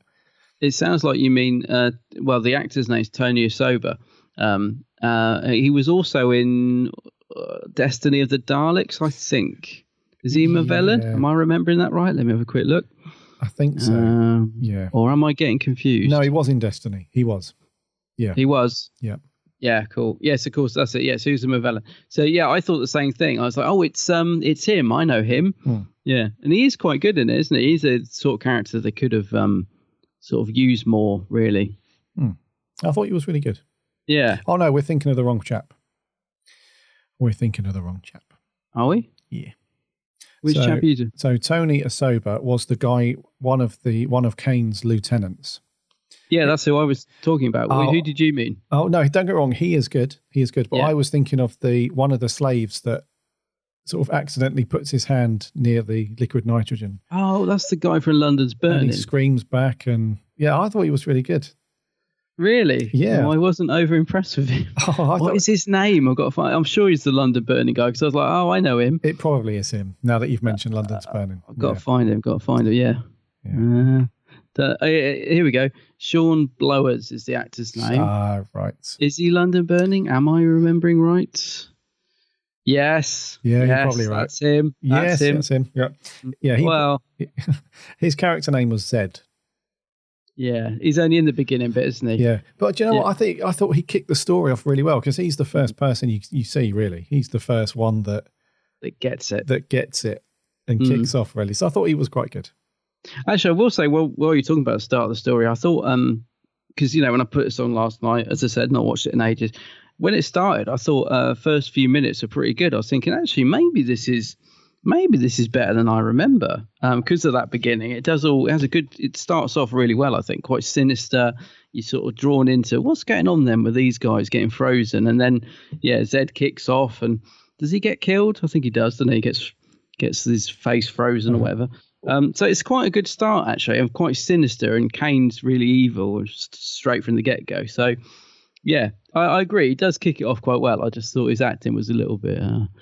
He's going for it. He's a bit OTT, I thought, but yeah, he kicks it off quite well. I agree. Yeah. And then we have the little girl that was. Oh yeah. So she was in it at the beginning where Ace launches the milkshake over her mum, and you don't think anything of it, but then she's like a plot device towards the end of the story because she's wandering around on her own because her mum, she knows she's been separated from her mum. She doesn't seem too bothered. She's just got a teddy bear or whatever, and she's walking around. And then she's the very last face you see. So as the TARDIS dematerializes, she gives like a little chuckle, a little laugh, and then that's the end of the story. But child actors, renowned for being pretty bad in Who. No exception here, really.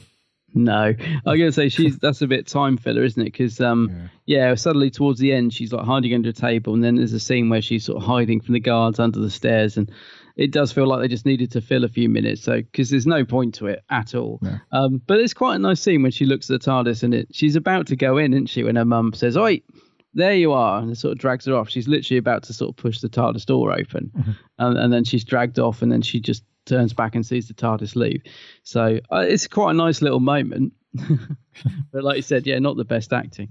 I'll tell you what I did notice, actually. It was with the TARDIS landing. They don't often do this, I don't think. Somebody might want to correct me.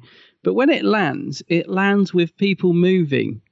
Because I think it's that woman and her kid, isn't it? Are looking in a freezer. Yeah. So they've mixed a moving sort of shot with the TARDIS landing, which works really well. Actually, it makes it feel really, because normally you get like a static shot of say like a field, and then they mix the TARDIS landing in it, but there's no one in the background moving around. So I thought that's quite nice. They've tried to do something a bit different there. I can't remember if they do it when it takes off or if we just get.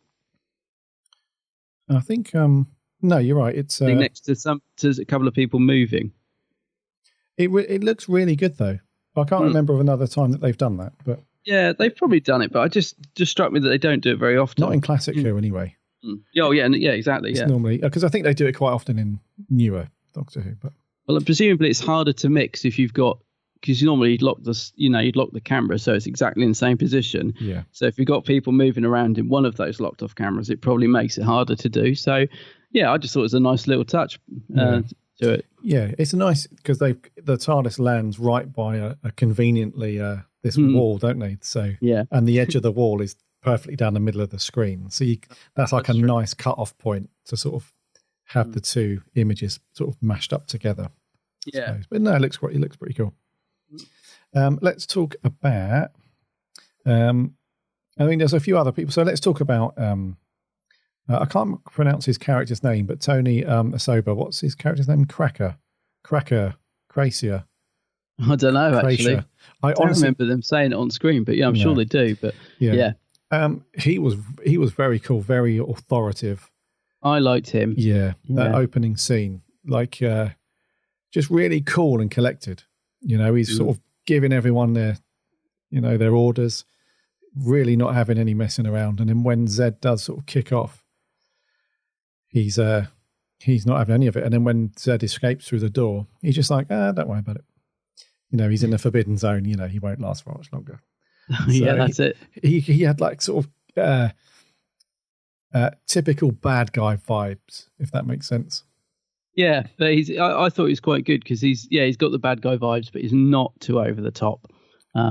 Sort of with it. I think he should have been developed more because we get to see more of how do you say her name? Belaz? the woman, the ginger-haired woman that's also part of Kane's crew. Belaz, I think her name is. Belaz, played by Patricia Quinn, because she gets a lot more screen time. But I have to be honest, she's not as good.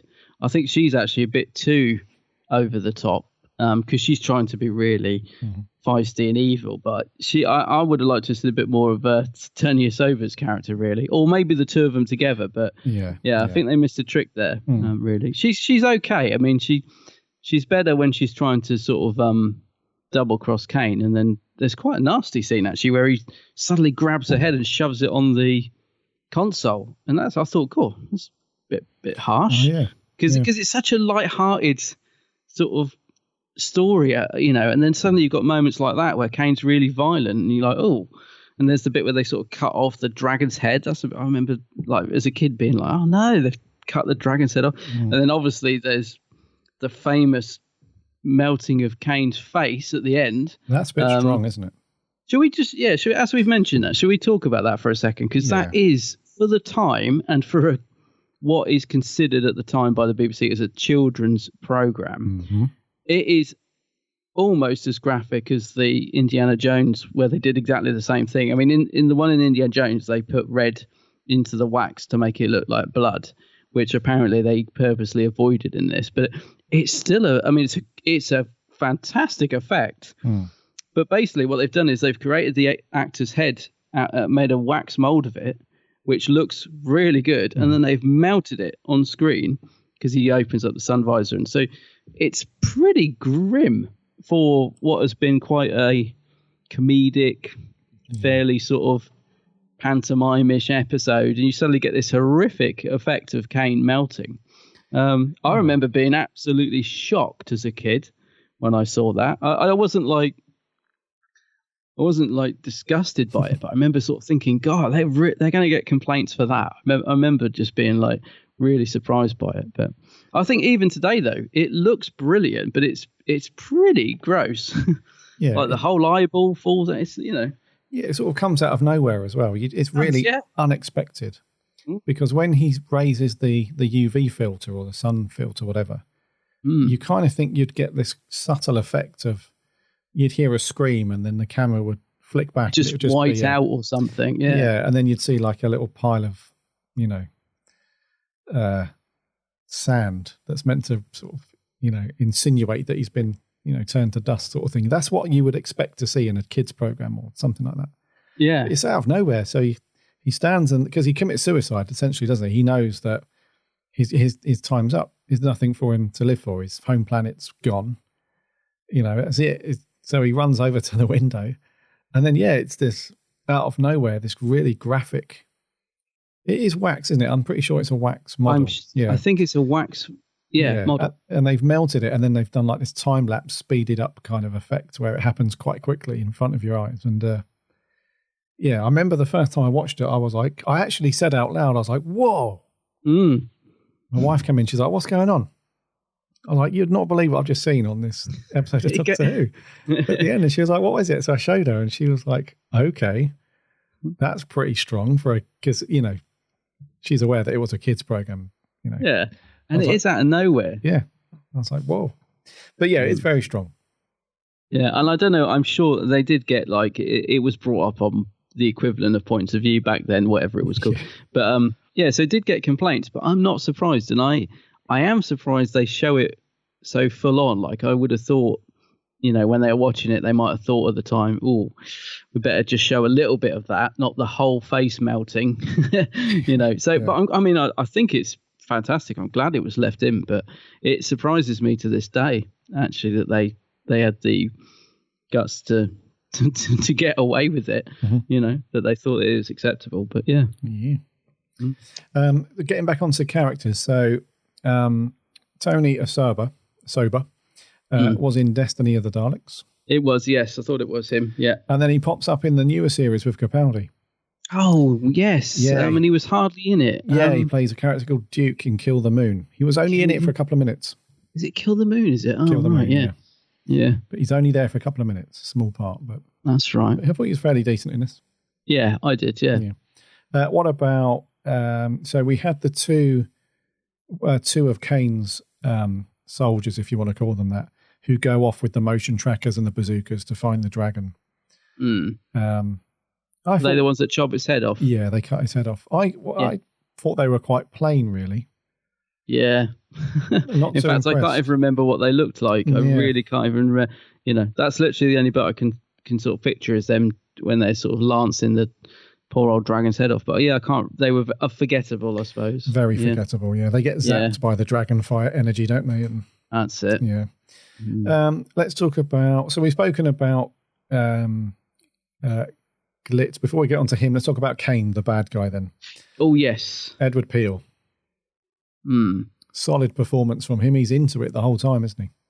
Yeah, he is. Yeah, and I think because he's got very sharp features. I think he makes for a good villain because he looks quite sinister. He really suits the role.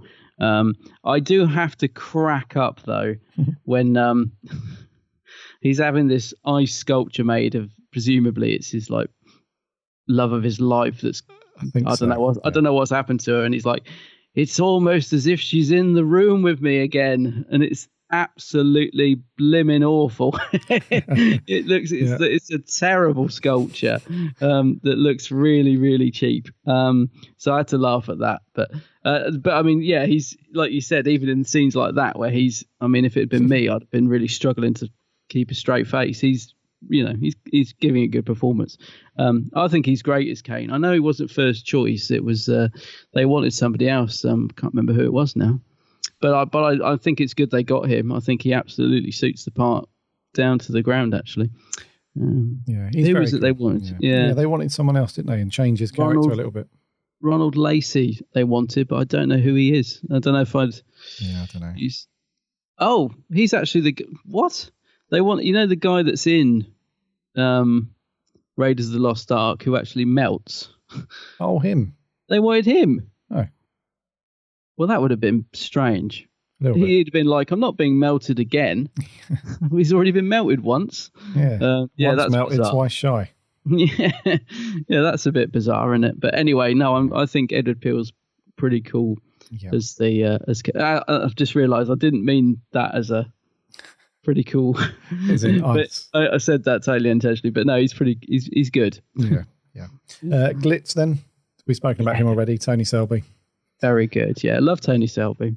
He pops up in Minder a lot. I love Minder, and he's great in that as well. Yeah. Yeah, so a pretty cool character. I think you were right earlier that it would have been a much more mundane. Oh, definitely. Viewing experience. Yeah. It would have really plodded without the nice little scenes of him and Ace and the Doctor and stuff. Yeah, definitely. What about Ace and Mel then? Those two together. Because they spend a lot of the time together in this one. They do. Yeah, I like them together, actually. I do feel a bit sorry for Bonnie Langford as Mel, because she does feel like it feels all the way through this as if like she's just there to leave at the end. She really doesn't get much to do apart from scream at the dragon, and it's so on cue, that bit as well, isn't it? It's like it's so unnatural the way the dragon appears and she's like screaming her head off. Yeah, I feel a bit sorry for her, but there are some nice scenes between her and Ace. You really get to see the contrast of the two characters, because Mel's a very gentle sort of personality, where Ace is quite feisty and she's like, I ain't got a mum, I ain't got a dad. You know, she's really in Mel's face at one point, and Mel's like, all right. So there's a real nice contrast between the two, and I think they work really well together, those two. But Ace just stands out so much over Mel, and it's down to the writing and the character that she is, I think. You know, so Mel for me sadly gets lost a bit in the background of this story, I think. You know, she just seems to be there, but not really doing anything. Whereas Ace is right in there, throwing Nitro 9 at anything that moves. You know? You can absolutely see because I think what we mentioned earlier about both Andrew Cartmel and McCoy wanting to take the Doctor in a darker direction and do that darker stuff, it wouldn't have suited Mel. It wouldn't at all, would it? Because if you look at Mel's character, she's very kids' TV. You know, she's very bouncy and happy, and you know, she's got that positive, happy children's vibe about her. And I think you know, it wouldn't have suited her character at all, because it would have had to have been such a massive turnaround of her personality. It just would have felt forced, and so you can see why they've brought somebody like Sophie Eldred in as the new companion, because moving forward in series 25 onwards, it does get darker, and it needs more action focused, rebellious, darker tones, doesn't it? So yeah, she's much more streetwise Ace. I think kids would have much more related and taken to Ace, because like you said, Mel, bless her, she's just too nice and smiley, and you know, and she screams, and that's about it for her, and that's nothing to do with Bonnie's performance, because I really like Bonnie Langford, but it's the way the character is written. You know, it's just you know, Ace is the stronger character. I do think it's you know, I absolutely love that end scene where Mel leaves. I think it's a beautifully written scene. I believe Andrew Cartmel actually wrote it, didn't he? I think so. Yeah, I think because although this is written by Ian Briggs, I think Cartmel wrote the leaving scene with all that beautiful dialogue about time and everything. It does come out of nowhere though.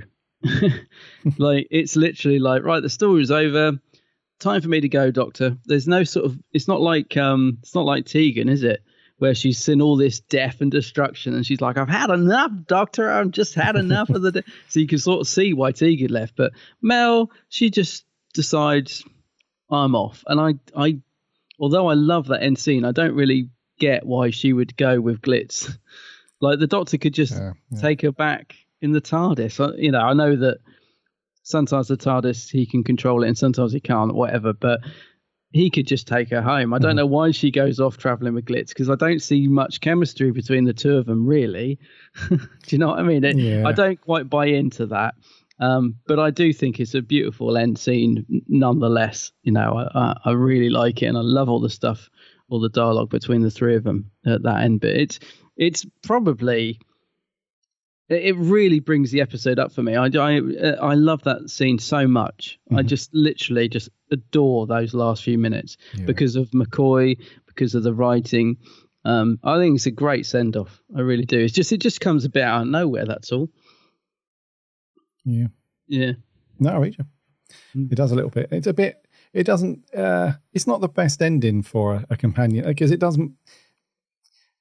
Like Mel just suddenly deciding, I'm going off. But she wouldn't go with Glitz, I don't think. That's the only thing. It doesn't make sense, really. But there is something about Glitz. And I'll tell you what, if anybody's ever read, have you heard of a story called Happy Endings? I don't think so. It was a Doctor Who novel. It's written by Paul Cornell. Oh, right. And there's a subject about Glitz that was meant to be in this story, but they canned it because it was a bit sort of risque. Yeah. And essentially, him and Ace are meant to have do the the dance with no clothes on. Oh no! Yeah, but she's meant to be like 6. No, she's meant to be 16. 16. Isn't she? Oh no! I exactly. Can't, no, exactly. Naughty. Yes, and and there's another in that story, Happy Endings. Paul Cornell actually refers to that incident in the story, right? Because Ace does the do with somebody else in that story. Oh. So God, I'm seeing Ace in a whole new light now. Yeah, well, this is it. And so there is something about Glitz. I think that the ladies, it's the beard, quite it's that cool beard that I said me and you should do. It's the cool beard. I don't know about that, but I do like the thought of Mel keeping him in check. Yes, I mean I'm surprised Big Finish haven't picked up on that spin-off actually, because I do like the thought of him, like, you know, getting a slapped riff off Mel every time he tried to do anything bad. So that's quite fun. But yeah, I don't mind it's rushed, because it's just I love the fact that we're bringing Ace in. You know, I can put any sort of things like that aside about the fact it doesn't really make sense to me. I don't care, because it's just great the way they bring Ace in, I think. Yeah, no, I agree. Very cool. Mm-hmm. And lastly then, McCoy himself, I think we've spoken about him already enough as we need to. He's a great performance, you know. I think it's worth mentioning how good he is in that last scene. Oh yeah. I mean, because I was watching that and just thinking, he's so the Doctor. You know, when he's like, number 1, number 2, he's absolutely into it. Mm-hmm. You know, those sort of pratfalls that we got in Time of the Rani 3 stories before, you know, that's all gone. He's got the costume, he's got the scarf, he's got the umbrella by now. He's, you know, I think he's getting there. He's really sort of ready to go. Yes. And he's now got this new companion. So he may not be quite there yet, but I actually think he's pretty good in this story. Yeah, I think his performance is really good. But like we've said a few times now, he's just not quite there. with his what he wants to achieve with the character. But especially that last scene, really, really good. Oh, he's awesome. Brilliant in that. Yeah. Yes. Anything you want to mention before we wrap this up for our scores? No, not really. I think we covered it, mate. One thing I will say is that this isn't a terrible story among fans, because when Doctor Who was coming up to its 40th anniversary, I assume it was the BBC actually, they were doing a poll for each Doctor, and you could vote on which story you wanted to see rebroadcast for that 40th anniversary. Oh, right. And Dragonfire was the story that was voted for by the majority of McCoy fans. Oh, really? Interesting. Which is very interesting, because you would immediately assume Remembrance or Survival or something, you know? But, yeah, that's surprising. But there we go. Another bit of trivia before we wrap up. You don't get to see the TARDIS interior now until The Greatest Show in the Galaxy. Oh, really? Yeah. Gosh, not like the Colin era then, when they spent nearly the whole entire series in it. That's interesting, yeah, because I there's something about McCoy in that TARDIS set that just really suits him. I love him in that TARDIS set. And then I think, which story is this? Is it Battlefield, where they realised they'd thrown the walls away, and so they have to just put some round plates on the wall and turn the lights down, and so Great Show's probably the last time we get to see that set, I guess. Yeah, because Battlefield's after that, isn't it? So, oh, what a shame. Yeah. So yeah, there we go. Let's move on to scores. Let's wrap this up. So I think it's you to go first. Okay. Well, I'm going to give it a 6 out of 10. Okay. A 6 out of 10. Yeah, it's watchable, nice, decent, but just doesn't quite hit all the marks. So yeah. Okay, I'm going to give it a 6.5. Oh, okay. Yeah, pretty much the same reason as you. It's okay. It's not too bad. It's a fairly good watch. It just doesn't. It's just not McCoy at his best yet, or the show at its best. But show at its best, yeah. What did our listeners think? Let's kick off with our audio review that we had in from Sammy Satine. G'day, Gary and Adam. Sammy Satine here. So, Dragonfire. I like this story. Kane, the evil frozen one, is interesting. I always enjoy seeing Ace. I also don't mind Mel. The dragon is interesting. Also, the literal cliffhanger at the end of part 1 is both a good cliffhanger and funny. I give it about 8 dragons out of 10. See ya. 8 dragons. 8 dragons. Well, that's quite high. Yeah, it's fairly decent. We did our normal Twitter poll, and 76% of you said likey. Oh. And a quarter of you, 24%, said stinky. Oh, right. Not bad we had then. a few comments in on Twitter as well. Jordan Shortman, one of our writers, said, I quite like Dragonfire. Some of it may look pretty cheap, and there's that whole cliffhanger with the Doctor climbing off the ledge for no good reason. But the story has never really bothered me. It's a fun little run around that introduces Ace, one of the best companions. Rick Moran says the introduction of Ace, thankfully, she stopped jumping around and actually saying Ace after the story. That got annoying quickly. The best part was Kane melting. Yes, it's good. Yes. Heisenberg Jr. says, the concept is great, but needed a few more redrafts to iron out the quest. Not to mention they should have scrapped the sets and start over. They look dreadful. But they're not great. Yeah, he says it's nice to have glitz back, though. Yeah. TARDIS Files HQ says, if only this had a little more money to be spent on it. Good concept and ideas, and McCoy is great as always, but it just needed a little more cash. But of course, how can you forget that literal cliffhanger? And the explanation to it was cut, ? Yes, it was. It gives it a 6.5. Andrew Cuthbert Jr. says, the best things being the departure of Mel, the introduction of Ace, and the best cliffhanger in television history. Why do the sets look like the back of a Farm Foods, though? Where are the frozen peas? Very good, Andrew. Very good. John Winston Scott says, one last truly dreadful story and a terrible mess of a series redeemed only by the creepy darkness of Paradise Towers. Fortunately, the next year saw a massive improvement in quality. The Gallifreyan Whovian, our friend Morgan, says, it's a fun episode, not the best way to introduce a new companion, but it's okay. Why Glitz only but not Dibber returned is beyond me, and it's a nice departure for Mel. Kane's melting face is one of the best FX of all time, a very precise 5.7. Dibber has been sold. Sold off, mate. He's gone. Ronning Troy says, great way to find Ace, and Glitz was a good character. I think it's a great one to watch on a hot summer day. Lots of ice. Very good. And truly loathed the bad guy Kane, but a nice goodbye for Mel. Yeah. Nick Payne says, terrible story.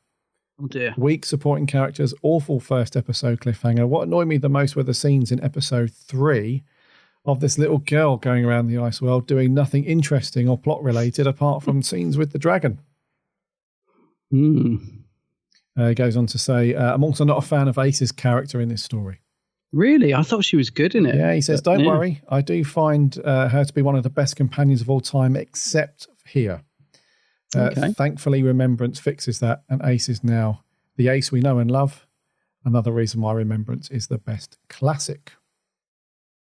Over on Facebook, we had a few messages there. Jeff Waddle says, a simple plot, perhaps too simple. Add the mystery of Ace to it, and it's all a bit of a mixed bag. Mel going off with Glitz doesn't ring true, but on the other hand, the melting baddie is a wonderful special effect. Nobody mentioned the cliffhanger. 4 out of 10.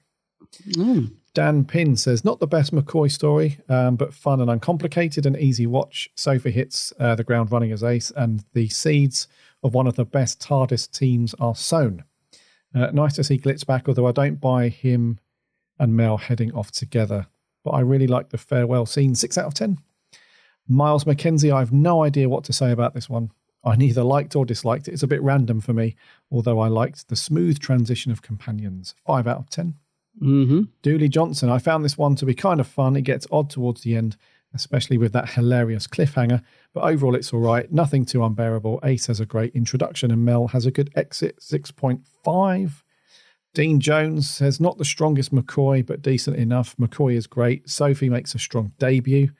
Glitz back is fun. Kane is decent, and despite the noticeable budget, the production is okay, even if the body of the creature looks like the Xenomorph from the Alien series.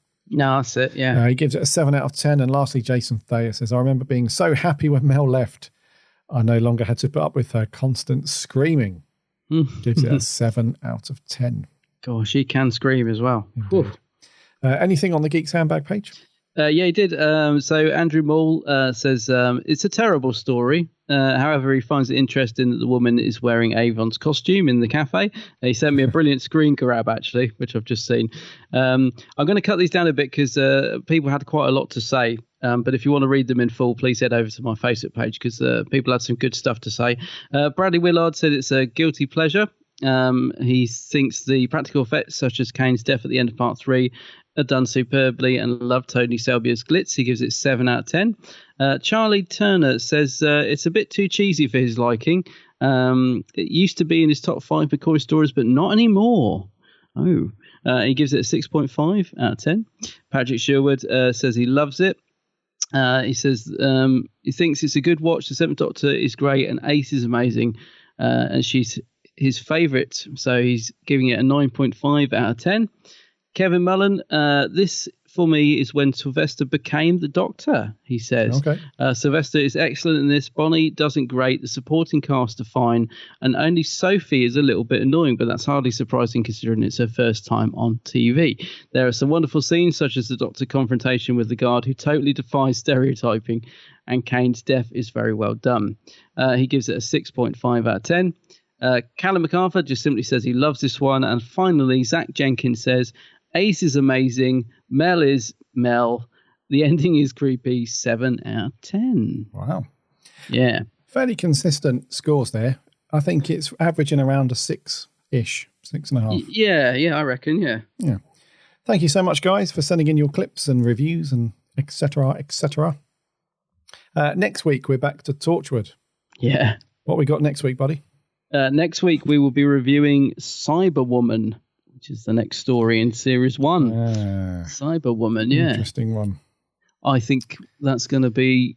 Yeah, I think we're going to get some interesting comments on that one from what I've heard. Yes. I think we get to see a bit more insight into Yanto that we haven't seen thus yet. Ah, right. Well, that'd be good. Yeah. So Torchwood, Cyberwoman, next week. And I think we're going to wrap there, dude, for 194. Okay.